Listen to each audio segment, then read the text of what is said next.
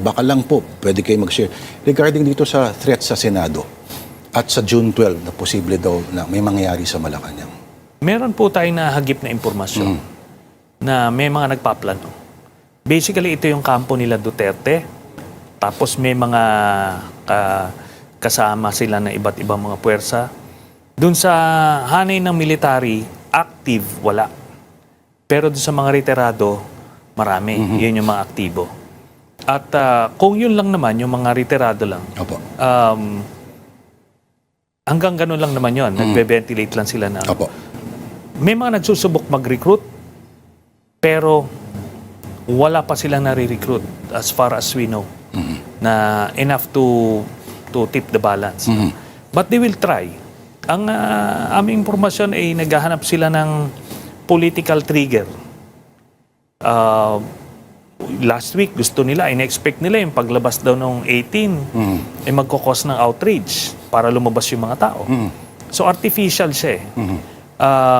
Pero dun sa echo chamber nila, sila galit na sila.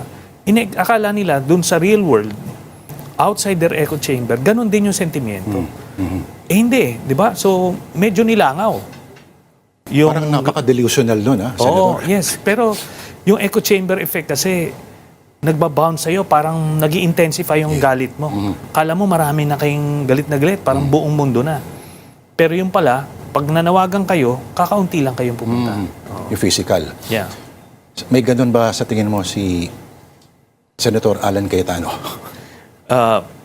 Delusional? Yung, kumbaga sa echo chamber niya ay sold siya na baka ito'y zeitgeist. Yes, ganun nga mismo, no? Meron siyang false sense of the pulse of the people. Ang pananaw niya yung lahat ng mga maka-Sara Duterte ay pabor sa ginagawa niya. Hindi niya alam, karamihan ng mga Pilipino are focused on their daily lives. Naghahanap buhay, gano'n. Bihira lang yung babad sa politika dyan. Malaki na yung 20%. All the rest are doing other things. Kaya ito yung echo chamber effect na kayo, yung mga nagko-comment dyan, ang dami, iba may trolls pa, yung troll farms mo. That's the worst thing na mangyari.